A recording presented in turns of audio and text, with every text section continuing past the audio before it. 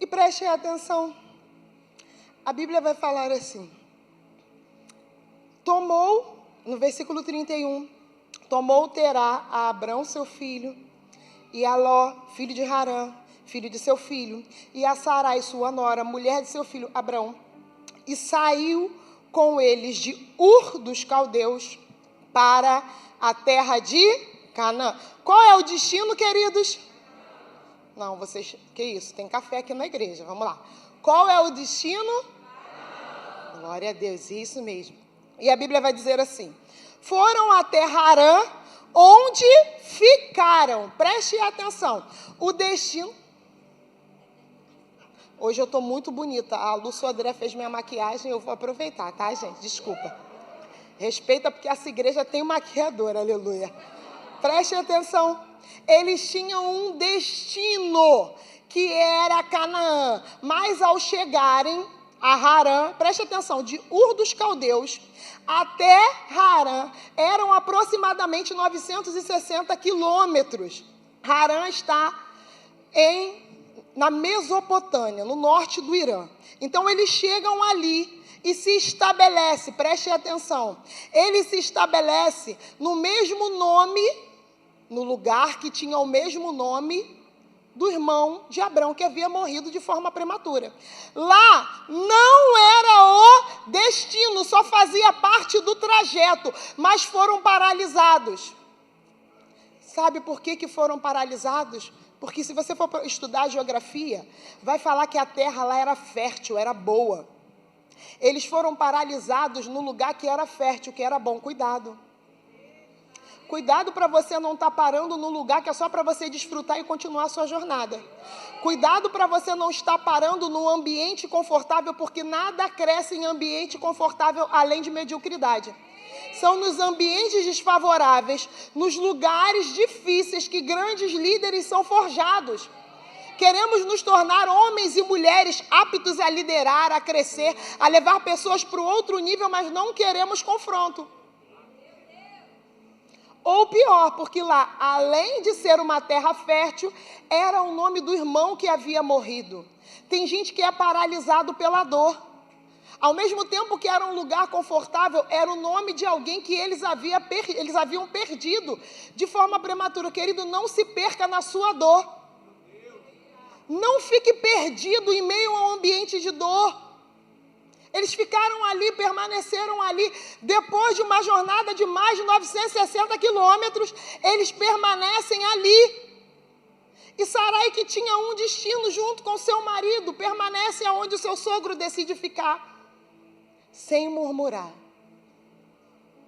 com humildade, com submissão, determinada a apoiar o marido naquilo que fosse necessário. O quanto você está determinada a apoiar o crescimento do seu cônjuge? O quanto você está determinada a apoiar o crescimento do seu líder sem criticar? Sem falar, e a gente tem esse hábito, né?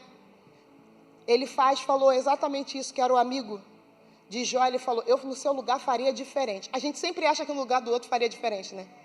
Eu no seu lugar não agiria assim. Não, se eu tivesse essa oportunidade, eu não faria dessa forma.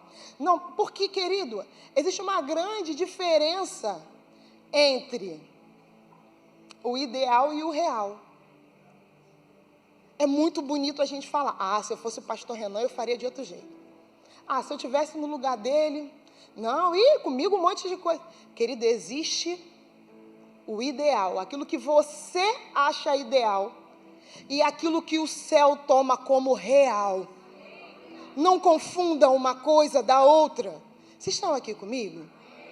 Essa mulher, ela está ali, mesmo quando alguém fala o nome dela, fala a respeito, além da calamidade que ela está vivendo, o nome dela significava lutar, querido.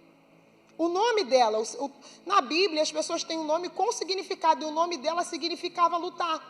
Então, ela lutava com conflitos internos e externos, sem implodir. Vocês estão aqui? Havia uma estabilidade emocional, até um dado período, né, que eu vou chegar já daqui a pouco na parte que ela... Assim como eu e você, nós, em determinado momento da nossa caminhada, temos alguns deslizes, mas vamos lá. Preste atenção. Essa mulher, ela fica com o marido sem reclamar, apoiando em suas decisões, se submetendo a ele em amor, porque entenda uma coisa, o amor nos move, mas a fé nos sustenta. O amor é aquilo que nos movimenta, mas a fé é o pé que nos dá sustento. Aquela mulher tinha convicção de que Deus faria algo. Querido, você é movido por convicção e não por sentimento. Você não é movido por informação, você é movido por revelação. Aqui, querido, a informação é, vamos permanecer. E eles não permanecem pouco tempo naquele lugar. Eles permanecem mais de 30 anos ali. Mas o destino não era Canaã. Mas existem coisas que vão precisar morrer para que realidades novas, para que novos ciclos se abram. Existem coisas que vão precisar morrer, vão precisar ser retiradas da sua vida para que você entre numa nova estação. Mas a gente não quer abrir mão de ciclos. Sabe por quê? Porque conhecemos. E quando a gente conhece uma realidade, é mais confortável permanecer naquilo que eu conheço do que inaugurar o inédito. E Deus nos chama hoje para inaugurar o inédito. Vocês estão aqui comigo? A palavra vai dizer assim, no versículo 32, vai dizer assim: e havendo Terá vivido 205 anos ao todo, morreu em Harã. Ele chegou a Canaã? Canaã não era o destino? Mas ele foi paralisado no trajeto e morre sem chegar no lugar que havia de chegar. Aí Aline, mas Terá era idólatra. Sim, querido, independente da pessoa ser idólatra ou não, tinha um destino estabelecido. Vocês estão aqui? E entenda uma coisa, por que ele não chega? Porque de Harã até Canaã eram aproximadamente 850 e poucos quilômetros. E esse trajeto, a maior parte das famílias desistiam e permaneciam em Harã, porque era um trajeto extremamente difícil, onde pessoas morriam, onde pessoas eram assaltadas. Querido, pare de querer fugir daquilo que é difícil, porque o que é difícil vai desenvolver habilidade em você. Aquilo que é difícil vai te habilitar para realidade nova. Aquilo que é difícil vai te expandir, vai alargar o seu conhecimento, vai expandir sua visão, vai te fazer mudar de nível. Então enfrente aquilo que é difícil e chegue ao seu destino, querido. Vocês estão aqui?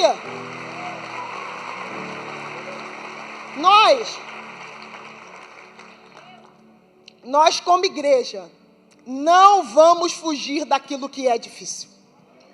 Não vamos nos esconder em ambiente de facilidade. Levante a sua mão para receber agora em nome de Jesus.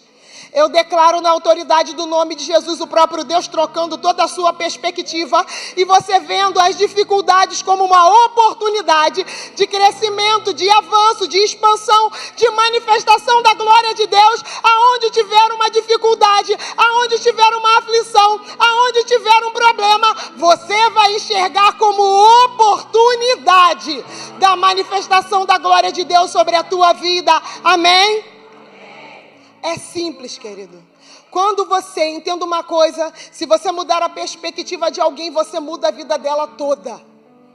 Quando a perspectiva é mudada, a vida é transformada. E a partir de agora, com a morte de Terá, Deus chama Abrão.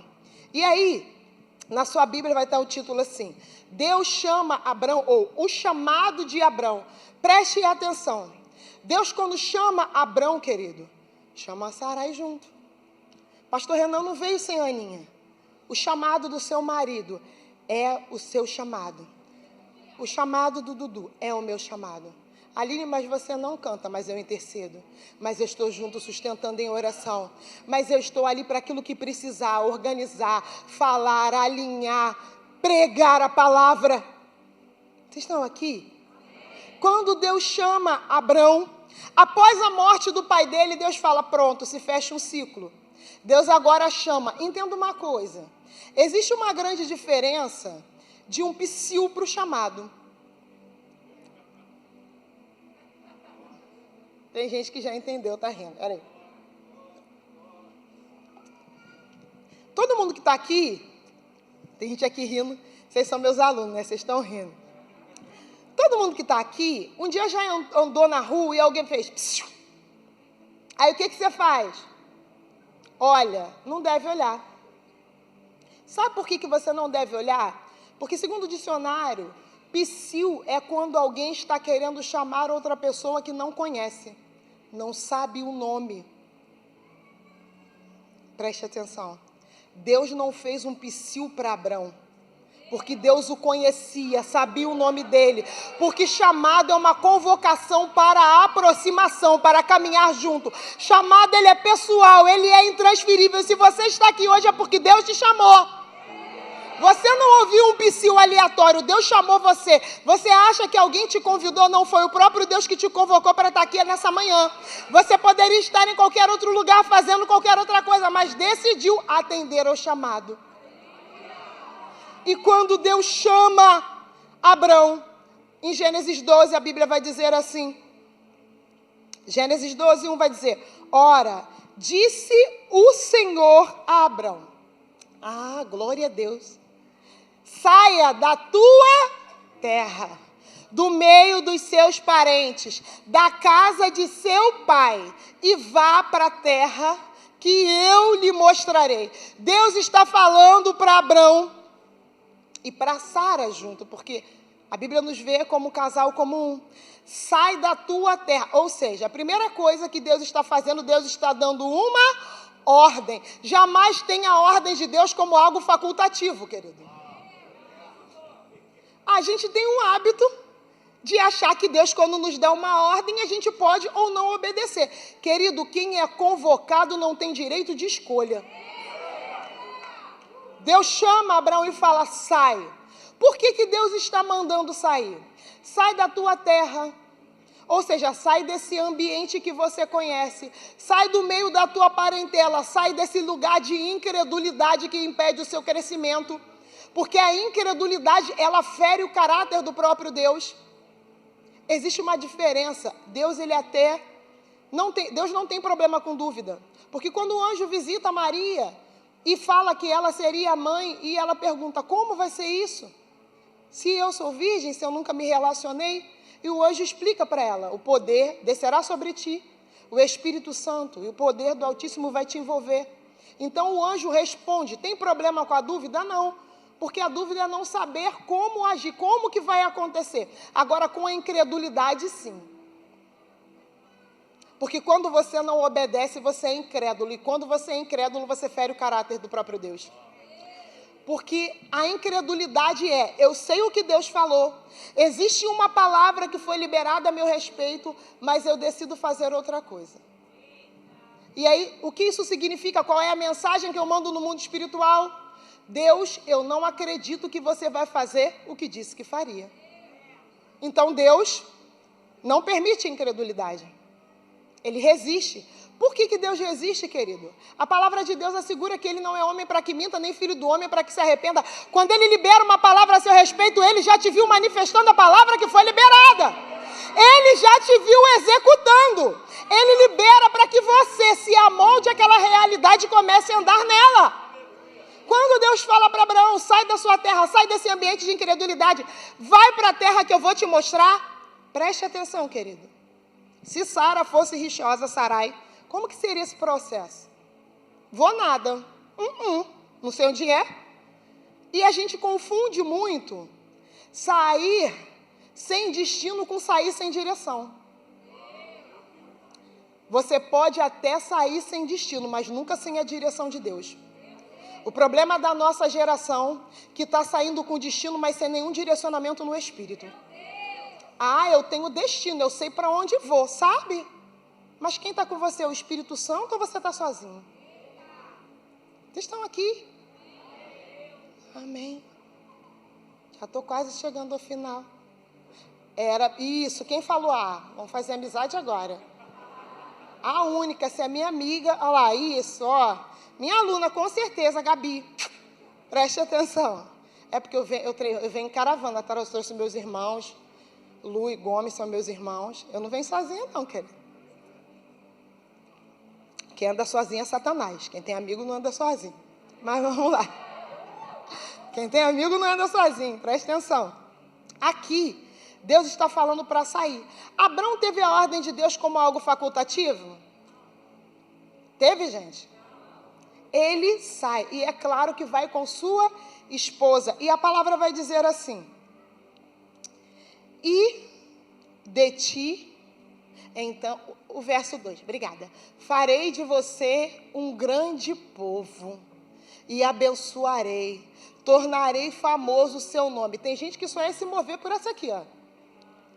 Vou fazer de você um grande povo, vou tornar famoso. Seu Instagram vai bombar. Povo rindo, né? Tornarei você famoso. Seu nome famoso. Você será uma bênção. Sabe por que muitos homens e mulheres não se movem no reino? Porque acham que a bênção está condicionada à geografia, quando a Bíblia diz que você que é a bênção.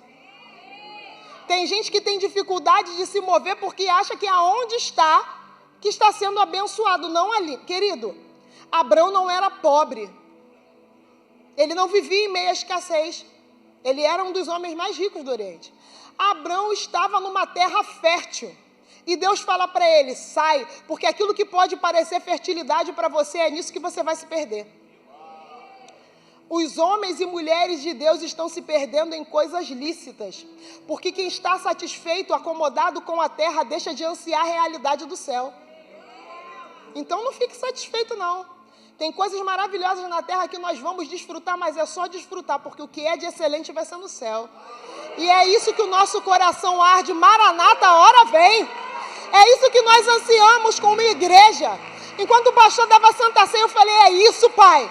O nosso coração tem a expectativa pelo céu e por Jesus. Vocês estão aqui? E a Bíblia está falando: você vai ser uma bênção, preste atenção. Pare de brigar por coisas que, mesmo que sejam o seu direito, porque o seu direito é fazer a vontade de Deus. E Ele vai fazer de você uma bênção. Querido, a bênção não é condicionada à geografia. A bênção é quem você é. Quando você chega, a geografia é abençoada porque você chegou.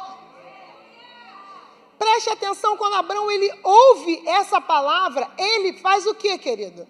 Ele decide renunciar. Não tem como você ser bem-sucedido, primeiro, se você não estiver disposto a renunciar. Não há sucesso sem renúncia. Pastor Renan e pastora Aninha sabem o que precisaram renunciar para vir para cá. Eles são bem-sucedidos, sim, porque estão debaixo da obediência do Senhor. A obediência do Senhor, que é a obediência que eles têm ao Senhor, tem levado eles a um nível que muitas das vezes a fé talvez não levaria. Porque a obediência vai te levar e te colocar numa posição que talvez a sua fé não tenha te levado, mas a sua sujeição à palavra, a sua obediência à direção de Deus vai te colocar no lugar que você jamais estaria. Esse homem, Abrão, ele renuncia, mas entenda uma coisa: para cada renúncia dolorosa que você precisar fazer, vai ter o peso da glória de Deus para te sustentar.